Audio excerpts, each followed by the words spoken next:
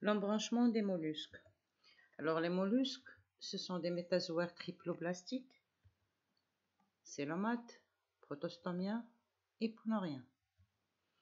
Ils ont une symétrie bilatérale, parfois altérée. Comme je vous ai dit auparavant, à partir des platelmintes, presque toutes les espèces, ils ont une symétrie bilatérale. Il y en a qui ont perdu cette symétrie. Altérée, ça veut dire dénaturée, changée. On va voir le cas des gastéropodes. Ils sont marins ou dulsacicoles, quelques espèces sont terrestres. Le corps n'est pas segmenté, divisé en 3 parties. Donc il y a la tête qui porte la bouche et les organes sensoriels tels que les ocelles et les tentacules.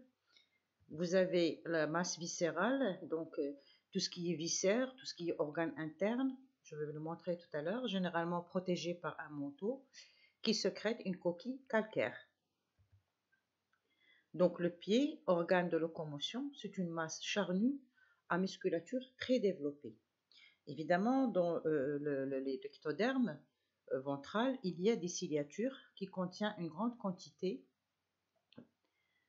de glandes à mucus. Donc, ces glandes à mucus, ils sécrètent le mucus qui permet à l'animal de glisser sur le substrat. Si vous voyez un escargot qui marche, par exemple, sur une pierre, surtout les gastéropodes terrestres, vous voyez qu'il y a une sorte de mucus qui est très brillant, qui est glissant. Donc, ce mucus-là, il est sécrété par les cellules ectodermiques. Nous avons 7 classes de mollusques. On va étudier 3 seulement. Donc, vous avez les gastéropodes, les lamellibranches et les céphalopodes. Alors, sur ce schéma, vous allez voir la différence entre les 3 classes. Donc là, c'est la classe des gastéropodes. Donc, ils ont une coquille monovalve qui protège la masse viscérale ou les organes internes. Vous avez les céphalopodes qui ont leurs pieds au niveau de leur tête. Et vous avez les lamellibranches bivalves, donc ils ont une coquille qui a 2 valves qui les protègent le corps. On va commencer par les gastéropodes. Donc on va voir le cas par exemple de l'escargot que vous connaissez. Donc ils ont ce qu'on appelle un enroulement hélicoïdal de la masse viscérale. Alors enroulement, ça vient du verbe enrouler. Hélicoïdal, ça veut dire enroulement en hélice. Ça veut dire le corps, la masse viscérale, et c'est enroulé en hélice. Et vous allez voir le schéma. Donc vous avez ici la coquille en noir. La masse viscérale, les organes internes qui constituent ce qu'on appelle les viscères ou la masse viscérale. Cette masse viscérale va se tourner, subir une torsion, un enroulement de 180 degrés. Donc vous voyez ici, vous avez ici la cavité paléale avec l'anus, et là vous avez la bouche. Alors, lorsque le roulement se fait, on retrouve la cavité paléale et l'anus à côté de la bouche. Donc, évidemment, cet enroulement de la masse viscérale a fait perdre à l'animal sa symétrie bilatérale. On va voir ça sur le texte. Donc, la masse viscérale a subi une torsion de 180 degrés dans le plan horizontal, donc suivant un axe. Je vais vous le dire tout à l'heure qu'est-ce que c'est l'axe qui est principal ici. Ce qui a donné la cavité paléale et l'anus se retrouvent à l'avant de l'animal, l'estomac en arrière. Voilà le cas de la symétrie altérée, bilatérale altérée. Donc là, vous avez l'escargot que vous connaissez, que vous mangez. Donc la masse viscérale où tous les viscères sont cachés ou protégés par une coquille. Au-dessous de la coquille, il y a le manteau. D'ailleurs, c'est le manteau qui donne naissance à la coquille. Elle présente 2 orifices. Le pneumostome, ça vient de poumon, donc pour la respiration, l'anus. Et là, vous avez un autre 3e orifice, qui est le port génital. Vous avez les tentacules antérieurs et postérieurs. Ces derniers portent les yeux. La coquille monovalve, donc une seule valve, elle est sous forme de cône. Elle est de nature calcaire, enroulée en hélice, bien sûr, en spirale. Il se fait autour de l'axe que je viens de vous dire tout à l'heure, qu'on appelle columen. L'appareil digestif, donc automatiquement, on commence toujours l'appareil par la bouche. Donc vous avez ici la bouche. Suite à cette bouche, nous avons le bulbe buccal, au niveau duquel se trouve la radula qui porte des dents. Donc radula, c'est comme une sorte de râpe. La râpe que vous connaissez, qu'on utilise en cuisine pour râper les légumes. Et qui porte des dents, bien sûr. À côté, vous avez les glandes salivaires qui vont sécréter la salive. Et puis, suite à cette bouche, nous avons un long sauvage qui se continue jusqu'au niveau de l'estomac. L'estomac, elle reçoit les sécrétions d'une glande digestive qu'on appelle l'hépatopancréas. Donc, vous reconnaissez ici le mot hépato qui veut dire foie, et pancréas que vous connaissez. Suite à cet estomac, il y a l'intestin qui est long, qui arrive jusqu'aux cavités paléales et se termine par l'anus. Le régime alimentaire des espèces, il est variable. Donc, il y en a qui se nourrissent d'animaux, donc ce sont des zoophages, se nourrissent de végétaux, phytophages, ou alors elles mangent les deux, on dit omnivores. Ça veut dire qu'ils mangent tout ce qui est animal et végétal. L'appareil circulatoire, donc pour la première fois, vous allez voir un cœur, donc le voilà. Ce cœur, il est enveloppé par un péricarde, donc, oui, enveloppé par le péricarde. Il est formé d'un ventricule, d'une oreillette, et cette oreillette, elle est en relation, en communication avec l'appareil respiratoire. Et cet appareil respiratoire peut être soit sous forme de branchie, si l'animal est aquatique, ou alors en relation avec les poumons, si l'animal est terrestre. Le sang passe, bien sûr, après la respiration, le sang va être incolore. Chez l'escargot, le sang est incolore. Il va être chargé d'oxygène et il va passer de l'oreillette vers le ventricule et pour aller irriguer les différents organes par l'intermédiaire des artères. L'appareil respiratoire, comme je viens de vous le dire, est bien sûr étroitement lié à la cavité paléale, constituée de branchies, bien sûr chez les espèces aquatiques, et ces branchies vont être remplacées par des poumons chez les espèces terrestres. D'ailleurs, dans la classification, on dit pulmonés parce qu'ils ont des poumons. L'escargot que vous mangez, c'est l'ordre des pulmonés. Pourquoi? Parce qu'ils ont des poumons. L'appareil excréteur, évidemment la même chose que l'appareil circulatoire. Pour la première fois, on va voir un rein. Donc, le rein et s'ouvre à l'extérieur au niveau, donc il est prolongé par un urétère qui s'ouvre à l'extérieur par un néphrédiopore au niveau de la cavité paléale. Le système nerveux, donc avant de vous le montrer, j'aimerais bien que vous observiez cette partie où il y a le triangle noir avec tous ces pointillés que vous voyez. Donc on va l'agrandir et ça va donner ce schéma. Donc le triangle noir ici, c'est celui-là. Donc, vous remarquez que vous avez des ganglions, comme vous avez l'habitude de voir, reliés entre eux soit par des commissures, soit par des connectifs nerveux. Donc, il est toujours système ganglionnaire, donc constitué de plusieurs paires de ganglions reliés entre eux par des commissures ou par des connectifs nerveux. L'appareil génital. Alors, une seule gonade produit les gamètes mâles ou est femelle. Donc, on va lire la phrase autrement en faisant attention à ce slash. Donc, une seule gonade produit les gamètes mâles ou femelles. Donc là, on est en présence d'espèces gonocoriques. Si je lis la phrase de notre manière, une seule gonade produit les gamètes mâles et femelles. Donc, on est devant des espèces hermaphrodites. Donc, les gastéropodes peuvent être soit gonocoriques, soit hermaphrodites. Donc cette gonade-là, elles débouchent à l'extérieur par le conduit rénal, donc chez certaines espèces moins évoluées, donc la gonade est en relation avec le système excréteur. Par contre, chez les évolués, des voies génitales spécialisées, munies d'organes copulateurs, de glandes annexes, qui se sont bien développées. Donc chez les évolués, il y a un véritable appareil génital. Chez les moins évolués, la gonade est en relation avec l'appareil excréteur.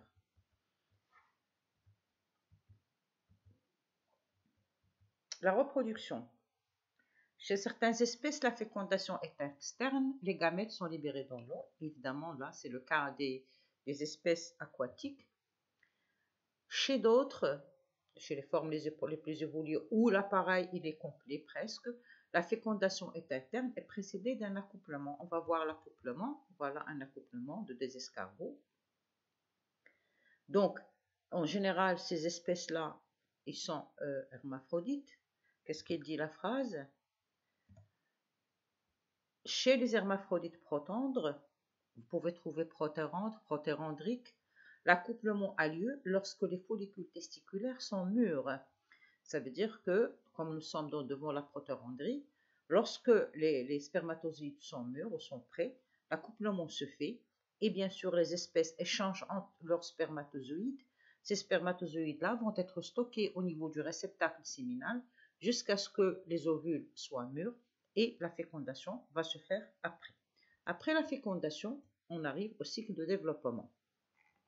Évidemment, le zygote va subir des divisions ou des segmentations. Cet œuf donnera dans la majorité des cas une larve trochophore libre nageuse. Alors, quand vous entendez le mot trochophore, on a déjà vu ça chez les annelides. Trochophore, elle ressemble à une toupie et la larve trochophore ne ressemble jamais à l'adulte. Du coup, l'espèce ou la larve doit subir des métamorphoses pour ressembler à l'adulte. Alors nous sommes devant un cycle de développement indirect. On va voir les étapes par lesquelles passe la larve. Donc la larve trochophore devient larve viligère. Donc là, nous avons une larve viligère avec un vélum, une ébauche de coquille. Alors vous voyez ici la bouche, l'anus, mais le tube digestif il est presque rectiligne. Cette larve va commencer à subir la métamorphose. Donc vous constatez vous-même le changement qu'elle va subir. Regardez l'étirement de la masse viscérale et regardez le tube digestif, comment il s'est transformé. Il était presque rectiligne, il est devenu courbé. Alors, la flexion ici, c'est ce qu'on appelle la flexion endogastrique. Donc, augmentation en hauteur de la masse viscérale, donc il s'est tiré, il s'est augmenté. Le tube digestif prend la forme de U renversé, de tel point que la bouche elle est devenue proche de l'anus. Troisième étape, c'est la torsion. Donc, le tube digestif va commencer à tourner, à s'enrouler sur lui-même. Dernière étape, ça va entraîner l'enroulement de toute la masse viscérale. Le tube digestif prend la forme d'un 8. Donc là, c'est la spiralisation où le tube digestif va devenir comme un 8 et le développement embryonnaire est terminé. On passe à l'autre classe des lamellibranches ou bivalves. Pourquoi on les appelle lamellibranches? Parce qu'ils ont des branchies en lamelles. Ou alors vous pouvez les appeler les bivalves parce qu'ils ont leur coquille est formée de 2 valves. Donc, comme je viens de vous dire, les branchies sont en lamelles, mollusques généralement marins fouisseurs. Qu'est-ce que ça veut dire fouisseurs? Ça veut dire qu'ils s'enfoncent dans le sable, ils vivent dans le sable. Et il y en a d'autres qui ne sont pas fouisseurs, qui vivent fixés sur un substrat par leur valve, soit gauche, soit droite. Mais ces espèces-là, pour rester fixées sur le substrat, ils ont développé un système qu'on appelle le byssus. D'où vient ce byssus? Par exemple, chez les huîtres et le moule, ils possèdent une glande bysogène qui fabrique des fibres nature protéiques et collantes qui leur permettent la fixation. Donc voilà, vous avez le support et les glandes bysogènes, c'est elles qui donnent le byssus Et c'est ce byssus-là qui permet à l'animal de rester fixé au substrat, quels que soient les mouvements de l'eau, des vagues, de la mer, il va rester collé, il ne va pas se déplacer. Vous constatez aussi que la mélibranche, elles ont conservé leur symétrie, mais la symétrie bilatérale, elle est comprimée. Là, vous avez une image qui vous montre le byssus, qui montre à cette moule, qui permet à la moule de se fixer au substrat. L'anatomie, la tête est non individualisée. Donc, vous avez vu que chez les gastéropodes, on avait une tête avec des tentacules et tout, mais là, il n'y a pas de tête, il n'est pas individualisé. Et ce que vous voyez là, c'est la coquille avec deux valves, on ne voit pas de tête. On va prendre le cas des palourdes. Les palourdes, ce sont ces espèces marines-là qu'on trouve surtout dans la région de Moulay Bouslham, où on fait la culture des palourdes. Donc la masse viscérale, que vous voyez ici, elle est enveloppée par les replis latéraux qu'on a du manteau. Donc cette partie blanche, c'est ce qu'on appelle le manteau. Et c'est ce manteau-là qui sécrète la coquille que vous voyez, les deux coquilles, la coquille bivalve que vous voyez ici. Donc les deux coquilles, la coquille est constituée par deux valves, donc une droite, une gauche, qui peuvent se fermer grâce à la présence de muscles adducteurs antérieurs et postérieurs. Donc voilà le muscle adducteur antérieur, voilà le muscle adducteur postérieur. Ici, vous avez l'empreinte des muscles adducteurs postérieurs et antérieurs. Donc ça, c'est la moule et ça, c'est la palourde. Donc ça, ce sont leurs coquilles qui vous montrent comment ils se ferment et ils s'ouvrent. On va voir sur une photo. Donc vous avez ici les muscles antérieurs et postérieurs. Mais si vous vous amusez à couper ces muscles pour l'ouvrir carrément, l'espèce ne peut plus se fermer et ça conduira à sa mort. Le tube digestif. Évidemment, on commence toujours par la bouche, comme d'habitude. Donc la bouche. La bouche ici, comme vous le voyez, elle porte des palpes labiales. Des palpes labiales. Il n'y a pas de mâchoire, ni radula, ni glande salivaire. Donc une différence importante entre la limilibranche et les gastéropodes. Elle s'ouvre par un court œsophage directement vers l'estomac. Le stomac se continue par un intestin trop long, pelotonné, ça veut dire comme un peloton, qui s'allonge et se dirige vers la face dorsale et se termine par l'anus.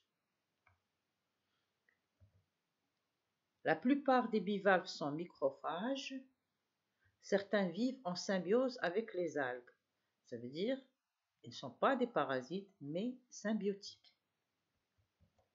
L'appareil respiratoire. Alors, comme je vous ai dit, comme vous constatez ici, donc les branches sont en lamelles, donc comme sorte de lame, et ces branchies-là, elles permettent l'entrée de l'eau chargée d'oxygène. Évidemment, l'animal, elle va filtrer l'eau, ce sont des filtreurs, il va filtrer l'eau et avoir l'oxygène dont elle a besoin. Mais en filtrant de l'eau, parce que l'eau, il ne vient pas seul, il y a même des micro-organismes qui passent après filtrage, ils passent après dans la bouche pour aller au niveau du tube digestif. Donc en même temps, l'espèce respire, mais elle peut aussi avaler le nutriment. Donc les branchies sont couvertes par un épithélium cilié et leur battement crée un puissant courant qui permet l'entrée de l'eau.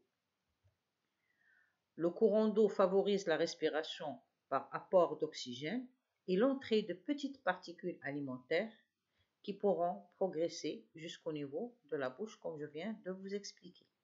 Alors, ces espèces, elles ont un très grand pouvoir de filtration. Par exemple, vous avez une espèce qu'on appelle la corbicula qui peut filtrer jusqu'à plusieurs dizaines de litres d'eau par jour. L'appareil circulatoire, évidemment, il y a toujours le cœur comme chez les gastéropodes, mais la différence qu'il y a ici, c'est que le cœur est constitué d'un ventricule, mais deux oreillettes qui sont logées dans la cavité péricardique. L'appareil génital, donc deux gonades bien développées, sont prolongées par de simples tubes. Donc la gonade que vous voyez ici en couleur foncée, donc ce qui est jaune, c'est l'intestin. Et là, vous avez la gonade et se trouve dans la cavité paléale, qui débouchent dans la cavité paléale et sont indépendamment, soit par l'intermédiaire des néphridies. Ça veut dire quoi? Ça veut dire que chez les espèces les moins évoluées, l'appareil, les gonades sont en relation avec l'appareil, le système excréteur. Par contre, chez les plus évolués, dont les produits génitaux sont développés, ils ont leur propre appareil génital.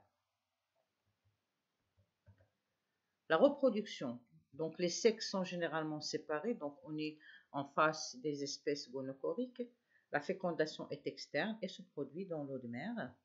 Donc vous avez, avant de lire le texte, donc après la fécondation, nous avons un œuf qui va commencer sa division et on arrive à la larve trochophore. Donc dès que vous voyez la larve trochophore, vous devez penser que cette larve doit subir la métamorphose pour devenir adulte. Donc on est en face d'un cycle de développement indirect. Donc la larve, l'œuf donne une larve planctonique comparable à une larve trochophore d'annélide. La larve se transforme en véligère, puis en pédivéligère, elle va subir la métamorphose. À un moment, il va tomber au fond et se métamorphoser en adulte. Pourquoi elle tombe au fond? Parce que ces espèces-là, en général, sont surtout les fuisseurs et doivent s'enfoncer dans le sable et c'est là où ils peuvent continuer leur vie. Mais il y en a d'autres, surtout les dulcacicoles. La fécondation, elle est interne et les œufs, donc si elle est interne, ça veut dire qu'ils ont leur appareil génital bien développé et les œufs sont incubés dans les lames branchiales. Ensuite, ils libèrent une larve glaucodium migratrice qui, munie d'un filament adhésif et des crochets, doit parasiter un poisson pour se développer. Donc, pour continuer son développement, elle va aller se loger sur un poisson pour pouvoir continuer son développement embryonnaire. Et le cycle des lamellibranches est terminé. Les céphalopodes, pourquoi on les appelle céphalopodes? Tout d'abord parce que il vient du grec képhalé qui veut dire tête et pod, pied. Elle désigne des mollusques dont le pied est divisé en tentacules entourant la tête. Donc voilà les pieds sous forme de tentacules, ils entourent la tête. Ce sont des mollusques marins de grande taille. Considérés comme les invertébrés les plus évolués, avec un système nerveux très concentré. Leur corps présente une symétrie bilatérale. Donc là, vous voyez l'animal, voilà le corps, voilà la tête, elle marche sur sa tête grâce à ses petits pieds. Donc, la partie antérieure du pied est annexée à la région céphalique. Elle forme les bras, entourant totalement la tête et permet la reptation. C'est la façon dans laquelle l'animal se déplace. La tête volumineuse dotée de deux gros yeux latéraux si vous voulez, et d'une bouche en forme de bec, capable d'avaler des proies de taille importante. Je vais vous montrer la bouche. Elle est là. Normalement, elle est cachée par les tentacules. Donc voilà les tentacules. Et chaque tentacule, elle porte des ventouses. Le tégument, quand on ouvre un céphalopode, on regarde le tégument, elle est formée de quoi? C'est ce qu'on appelle exactement le manteau. On n'a pas un tégument, mais il a un manteau. Il est constitué d'un épériderme unistratifié, d'un derme épais, avec des muscles qui renferment de nombreux chromatophores. Parce que c'est les chromatophores, ce sont des cellules pigmentaires. C'est elles qui permettent à l'animal de changer de couleur suivant les mouvements qu'elle fait. Donc la contraction ou le relâchement des muscles du corps permettent à l'animal de changer de pigmentation. Donc elle peut, suivant les contractions qu'il effectue, changer de couleur ou alors même changer de couleur pour échapper aussi aux prédateurs. Donc regardez ici les chromatophores, elles donnent différentes couleurs à la surface du corps de l'animal. La coquille, elle est interne, donc voilà, qu'on appelle sépion. Donc cette coquille, elle est interne. On va voir de quoi elle est composée. De couches de bicarbonate de calcium avec une structure alvéolée. Donc il a plusieurs petits trous, si vous voulez, alvéolés, comme le liège. C'est comme le liège exactement. Et cette coquille ou ce sépion, c'est lui qui permet de réguler la flottabilité de l'animal. Mais ce sépion-là, il est externe normalement chez les larves. Il devient interne au fur et à mesure que l'animal devient adulte. L'appareil digestif, donc la bouche, nous avons regardez ici, des mâchoires, ou alors c'est ce qu'on appelle exactement les mandibules, qui ressemblent à un bec de perroquet. Elle a aussi une radula. Donc vous voyez que chez les lamellobranches, il n'y avait pas de radula, mais chez les céphalopodes, c'est comme les gastéropodes, ils ont une radula. Suite à cette radula, vous avez l'œsophage qui arrive à l'estomac, qui est broyeur. Donc il est assez musclé. Pourquoi broyeur? Parce que cet animal, il se nourrit de grosses proies, donc il a besoin d'un estomac qui broie convenablement les aliments ingérés. À côté, vous avez une glande digestive qui assure les sécrétions à cet estomac. Et l'estomac se continue par un long intestin qui se termine au niveau de l'anus. À côté, vous avez une glande ici qu'on appelle sac à encre. Et cette glande-là, il contient un liquide en noir, coloré en noir qu'on appelle le sépia, dont l'animal use pour protéger sa fuite. Par exemple, si l'animal est en présence, je vais vous le montrer, en présence de danger, il va sécréter le sépia, il va se cacher dans ce liquide-là qui va la camoufler pour échapper aux prédateurs. Le système nerveux, comme je vous ai dit, elle est condensée en masse unique. Donc voilà, donc tous les ganglions sont groupés en masse unique. Donc le cerveau est dans une capsule, donc il est protégé par une capsule. Mais cette capsule, elle n'est pas osseuse, elle est cartilagineuse. Donc, remarquez bien, à ce niveau-là, au niveau de la position des yeux, nous avons un cerveau contenant des ganglions. L'appareil génital, on va commencer par la femelle. D'ailleurs, les sexes sont séparés, donc on est en présence d'espèces gonocoriques. L'appareil femelle, elle possède l'ovaire, relié à un oviducte qui se termine par une ou deux glandes oviducères. Et voilà les glandes oviducères qui entourent les œufs d'albumine. Et nous avons les glandes nidamentaires qui sont indépendantes du conduit génital et qui sont situées dans la cavité paléale qui vont former la coque des œufs. Donc ces glandes nidamentaires vont donner la coquille qui va protéger les œufs. On va voir ça dans une dissection après. Chez le mâle, il comprend un seul testicule globuleux avec vésicule séminale, prostate, glande muqueuse qui fabrique les spermatozoïdes, et les spermatozoïdes vont être protégés, ils ne vont pas être libres, vous allez voir pourquoi tout à l'heure. Donc on va passer à une dissection qui va vous montrer un petit peu la différence entre le mâle et la femelle.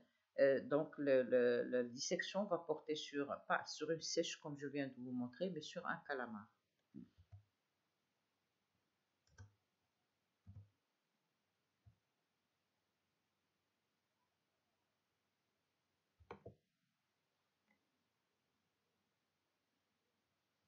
Le calmar est un animal gonocorique à développement direct. Chez le mâle, le testicule unique est logé dans le cellum génital.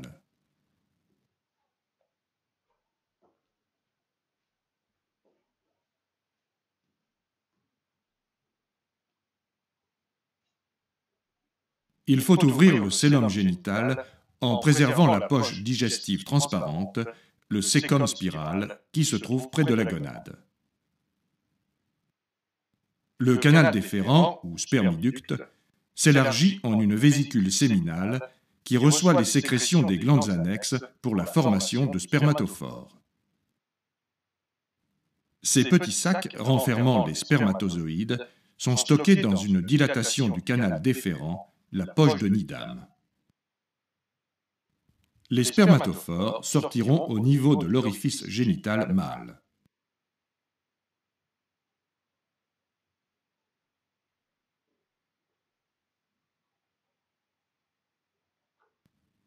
Chez la femelle, l'ovaire d'aspect granuleux est également logé dans le cœlome génital.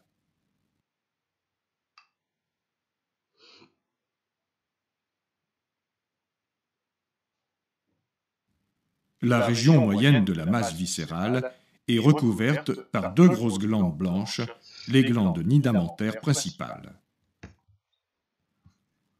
Celles-ci masquent en partie deux autres petites glandes de couleur rosée, les glandes nidamentaires accessoires.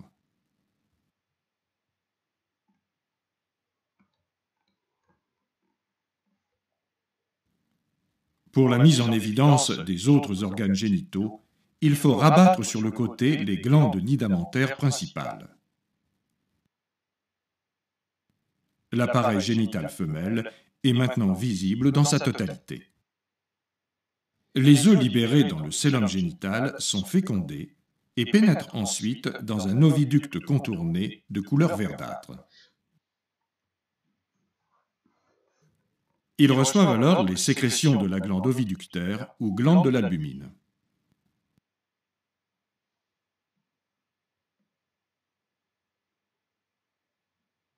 Les sécrétions des glandes nidamentaires formeront la coque de l'œuf. Les œufs seront libérés dans la cavité palléale par l'orifice génital femelle entouré d'un large pavillon.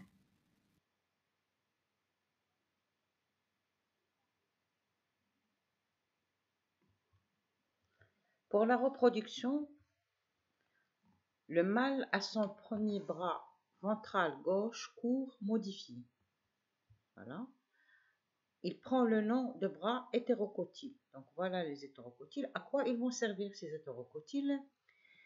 Il est utilisé pour retirer les spermatophores de son orifice génital et les introduire dans la cavité palléale de la femelle. Donc au moment de l'accouplement, les animaux doivent s'accoupler et le mâle prend son hétérocotyle et il retire le spermatophore. C'est pour ça que je vous ai dit les spermatozoïdes sont groupés sous forme de spermatophores pour pouvoir les retirer et les introduire dans la cavité palléale de la femelle. Alors les spermatophores, une fois à l'intérieur, il va éclater et les spermatozoïdes vont pénétrer dans l'oviducte et vont féconder les ovules dans la cavité cœlomique et la fécondation est terminée. Voilà l'accouplement de deux sèches. Le développement embryonnaire maintenant, la femelle pond des œufs très riches en vitellus qu'il fixe un par un sur un support et l'ensemble de la ponte ressemble à une grappe de raisin. Ils sont d'ailleurs appelés les raisins de mer. Évidemment, il n'existe pas de stade larvaire. Les jeunes percent la coque de l'œuf et mènent une vie libre. Donc là, nous sommes devant un cycle de développement direct. Il n'y a pas de stade larvaire. Et voilà, vous avez les grappes de raisins de mer ici, d'où ils vont sortir les petits qui ressemblent à l'adulte et ne vont que subir la croissance. Vous avez aussi ici le raisin de mer. Et le cours des mollusques est terminé, ainsi que toute la partie des invertébrés, elle est terminée. Puisque nous avons eu que 5 semaines de cours, on est obligé de s'arrêter rien qu'aux mollusques, on ne peut pas continuer plus. Alors, il me reste le dernier TD, parce que vous avez 3 TD, donc celui des invertébrés, le parasitisme. Il vous reste celui des vertébrés, squelette et déplacement va être fait après. Le dernier TD, c'est celui de la comparaison des différentes fonctions depuis les les protozoaires jusqu'aux mollusques. Je vais vous le présenter prochainement. Je vous conseille, s'il vous plaît, de ne pas voir ce TD jusqu'à ce que vous ayez terminé tout votre cours, que vous ayez bien révisé le cours, bien assimilé. Je suis là en cas de problème. Je sais que ce n'est pas facile de suivre un cours à distance. Je reste à votre disposition pour toutes les questions et je continue pour pouvoir travailler ce dernier TD. Il est préférable, il est conseillé pour vous de bien réviser votre cours, de bien l'assimiler avant de travailler ce TD parce que ça va être la révision de toutes les fonctions vitales des embranchements que nous avons étudiés et je vous souhaite bon courage.